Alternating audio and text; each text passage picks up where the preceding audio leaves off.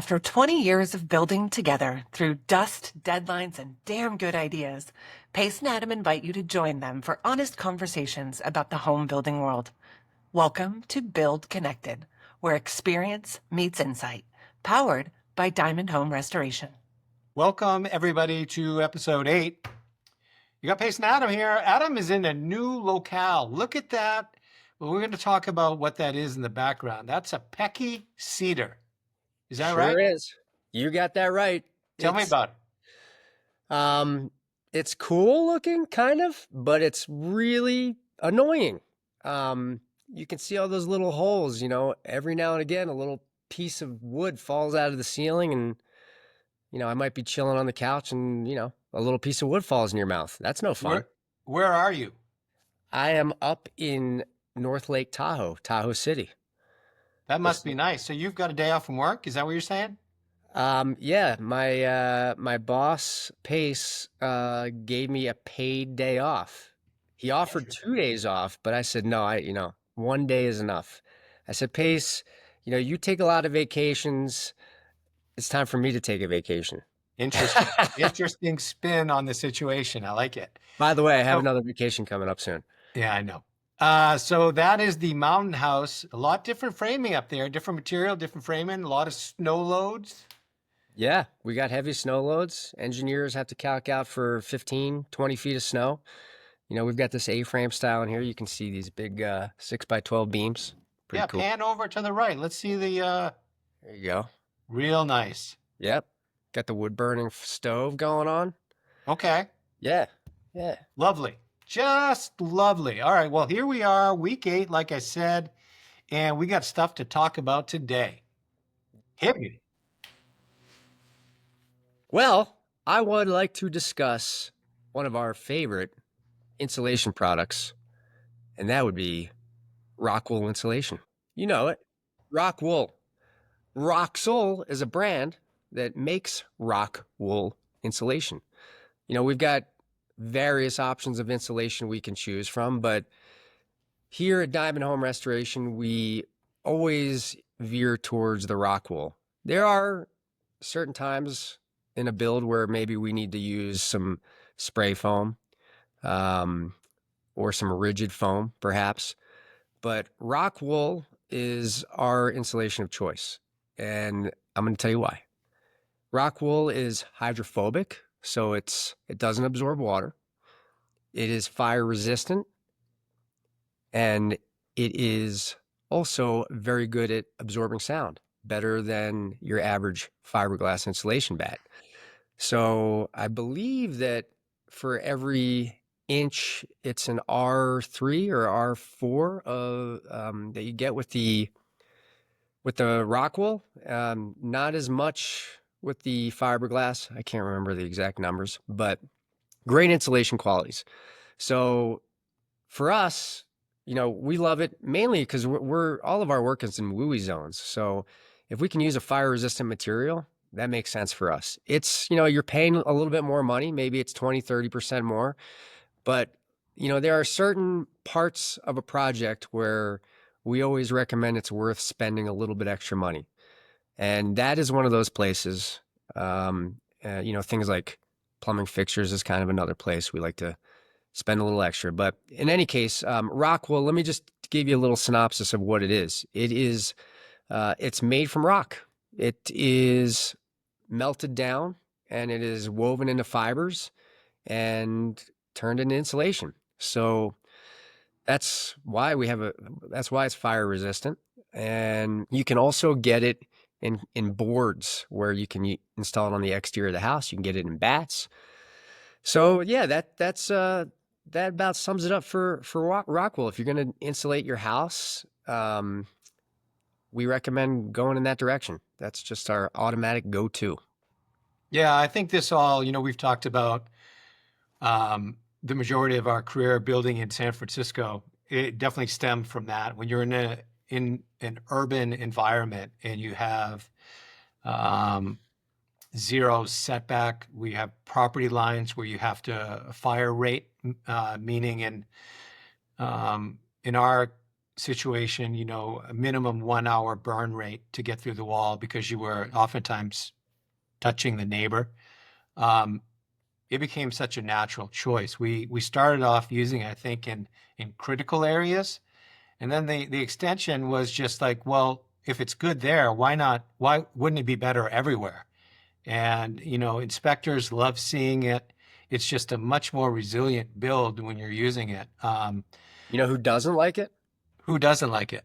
Insects. Forgot to Insects do mention that. not like it. That's Insects do correct. not like it. Yeah. Yeah, it's a good point. But it started for us with fire, and then there's just so many side benefits that come with it. That's why it became the product of choice. Totally agree. The other thing I like about Rockwool is that it holds its insulation value even when it's wet. Yeah, another great point. So, we always talk about cavities. You want them to be able to dry first and foremost. But if you get stuff in there, like having a nice resilient product is a bonus. All right. Well, today, I had originally planned coming in here. I said it 2 weeks in a row now and talking about pre-construction. But I was asked a question over the weekend by a friend of mine that I had been asked before, and I think it's worth answering. So let's talk about it. My buddy asked me, why? Why are we doing this podcast? And I don't know. It kind of caught me off guard. So I've been thinking about it a lot. And, the best that I can tell, I remember when, for years, Sarah would come home and she'd talk about frustrations she'd have in her corporation or her team. And, I would always come back at her and say, what are you going to do about it? This That's is your your wife, team. by the way. This is my wife, Sarah. That's correct. I would say something like, it's your team. How are you going to fix it? Like, what are you going to change? What are you going to do? How are you going to guide the situation? And, I think that there was a day not that long ago, a few months ago, where I was frustrated by something that we were doing. And I was venting to her, not really looking for anything. But she turned the tables on me, She was like, what are you going to do about it? And I was like, I don't know, keep bitching about it to you.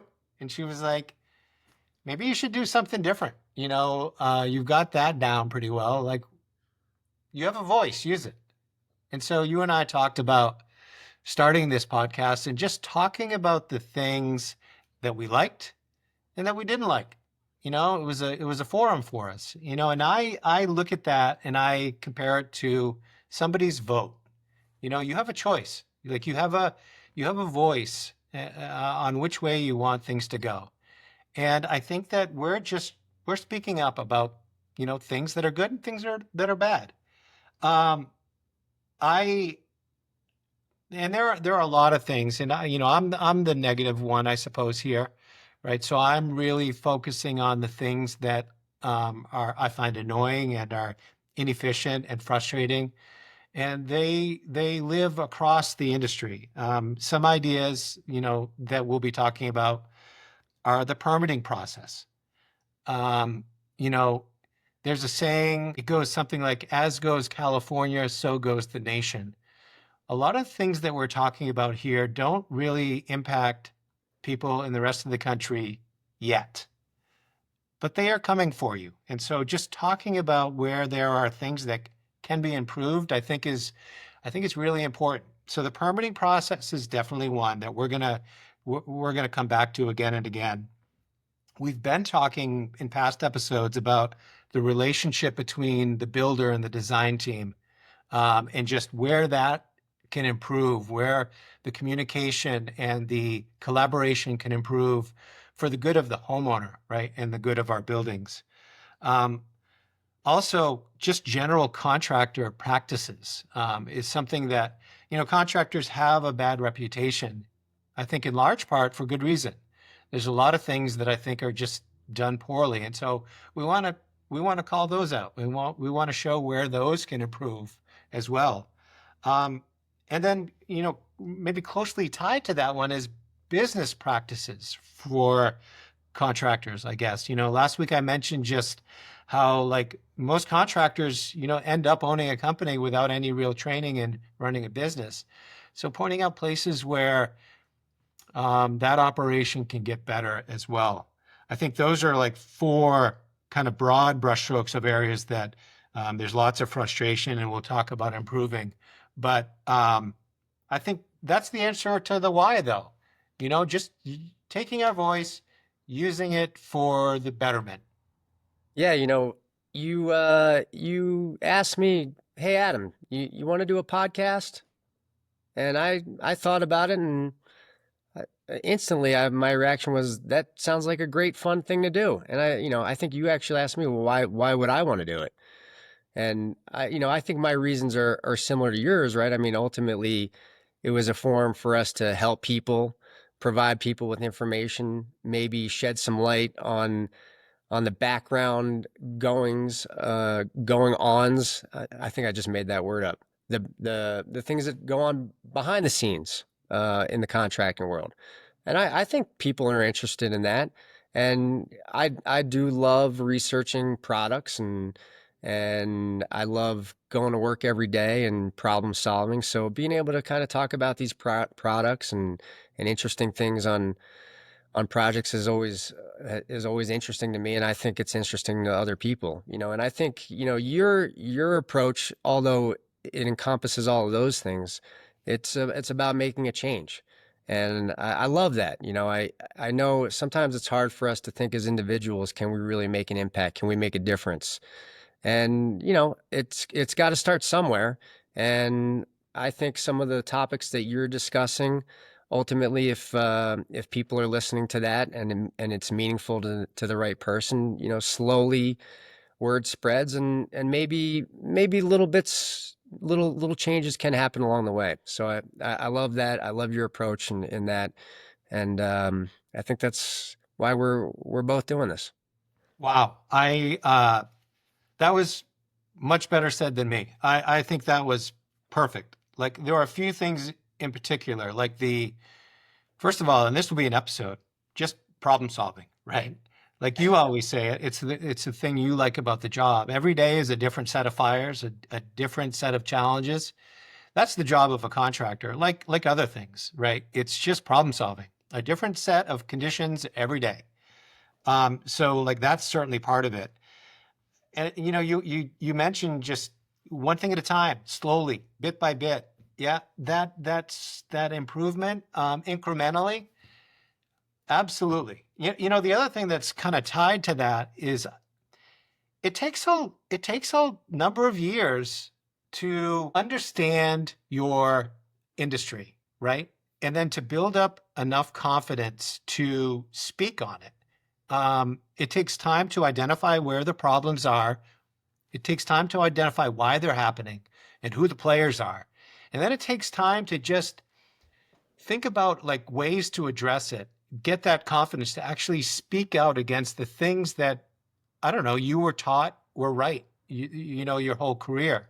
It's going against the grain, and it's difficult, and it ruffles feathers, but the goal is not to ruffle feathers. The goal is to make it easier and better for the next guy that follows in your footsteps. So, I mean, as you like to point out, I'm old, and I think that the beauty of that is you have like something to look back on, and you can see where things can get better. And I think it's a responsibility to try to do that. That's the why for me. In a similar spirit to that idea, I think is what you're going to talk about next. We ran into this on a project we're doing right now. Like, what do you do when you come upon something on the job that's supposed to be removed, right? Thrown away, but you realize can be helpful, can be perfectly useful to the job at hand. Yeah, let's talk about our project that we're working on right now, where we have the ability and the option to reclaim something that is already there.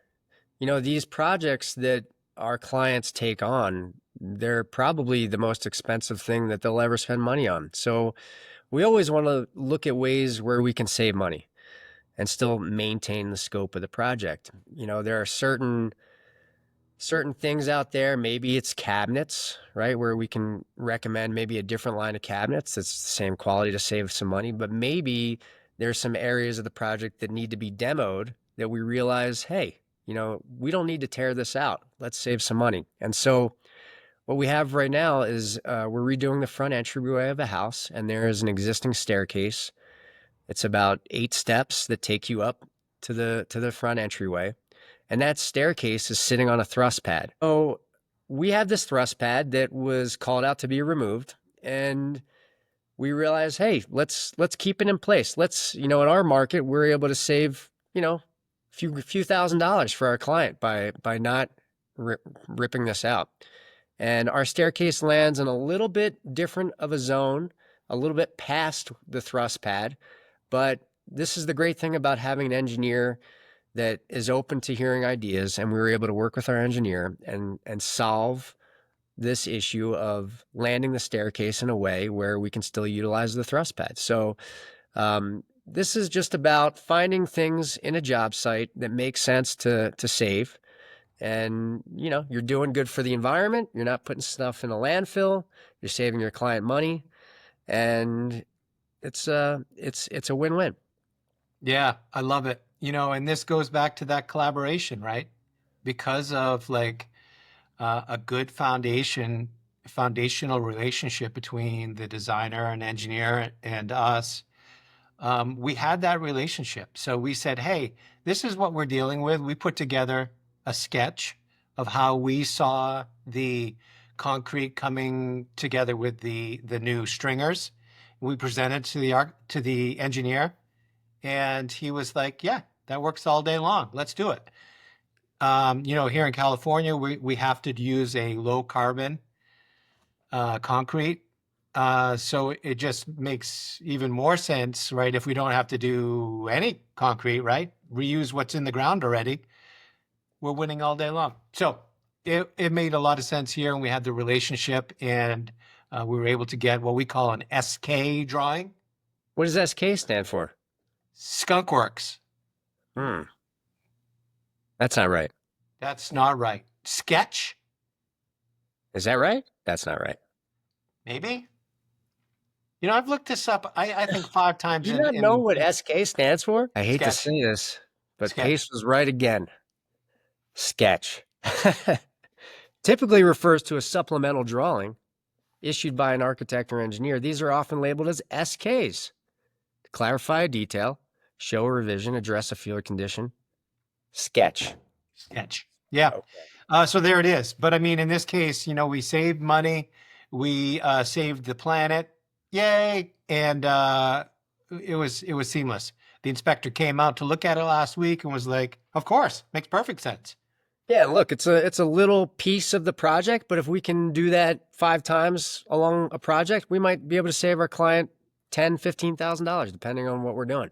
So, yeah, I mean, it comes down to this falls into the salvaging, upcycling, just reusing things of worth. I think it just makes sense when you can do it. All right, well, thanks for joining us again. Week 8 done from a remote location up at Lake Tahoe in California.